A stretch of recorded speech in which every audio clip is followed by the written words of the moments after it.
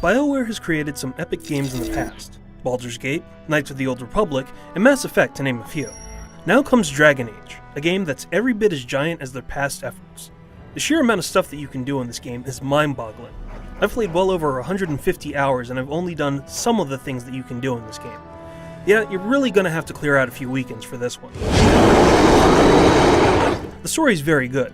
There's a ton of characters, history, and details that really bring the world to life.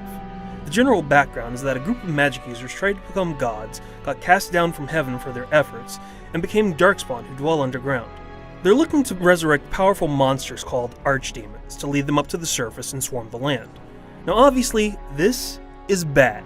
You pick one of 6 possible characters and you become a key figure in the Resistance. Now I'm glossing over pretty much everything, but you really should know that the story is very gripping and satisfying in the end once you complete it.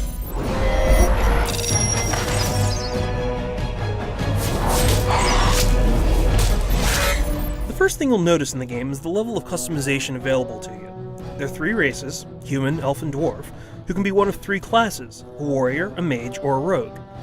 Each race has 2 different backgrounds that change how the world treats you, and each class has 4 specializations that will grant them special abilities. The impressive part about this is that the backstory of whatever race and background you choose can change the game drastically. In terms of graphics, the game looks really sharp on the PC. There's little pop-in or screen tearing, and there's some really good texture work. Unfortunately, the console versions look a lot muddier and there's a lot more hitches here and there. Now if you have the option, and the computer that can support it, definitely go for the PC one. The music is great, but some of the voice work is hit or miss. It's your typical sea of British accents, with some performers that are quite good, and other performers that don't do nearly as well. Who is that? Grey Wardens?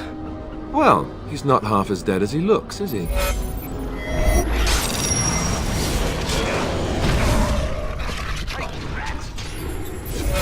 The game has a unique setup. Each of the 6 characters has an origin story that can be played through in about 45 minutes. Once you get to a main plot point where a giant battle occurs, the entire world opens up further. The combat is as varied as the character customization. Now theoretically, you can play it in real time on the PC, but if anyone does, I want proof of it in video. That's simply because given the sheer amount of enemies you fight, each one with their own unique tactics, and your other party members, playing in real time is practically insane. My preferred way involves tactical pausing. You pause the game, issue a command, and micromanage the whole thing. I stress all of this for the PC, because the console version is really designed around action instead of micromanagement. You have quick slots for skills and a radio wheel to issue commands, and auto-locking targets whenever you get into combat. You should be aware though, that the heightened focus on action makes the gameplay much easier than it is on the PC. In fact, it's entirely possible to play large chunks of the game without even pausing once. One thing to note, however, is that the console version doesn't have a top-down camera view, which can limit some of your tactical decisions. The console version isn't broken in any way, but I did feel that there was a greater degree of options on the PC side. One great thing in all the versions is how you interact with your party.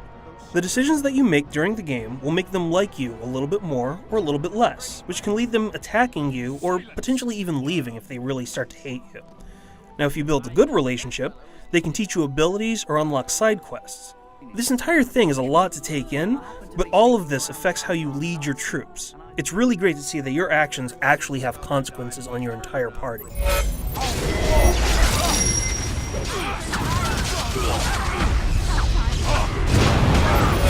Dragon Age is a deep game to say the least.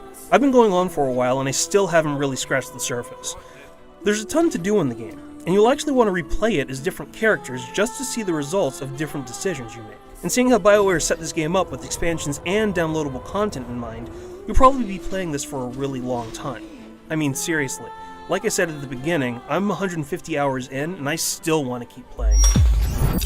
While the PS3 version has more graphical hitches and issues than the 360, it's still an enjoyable action-focused journey throughout Ferelden on the consoles. However, if you want the full tactical experience, you'll definitely want the PC version, which is clearly the best one of this tale. For the full written review, including differences between all 3 versions, head over to IGN.com.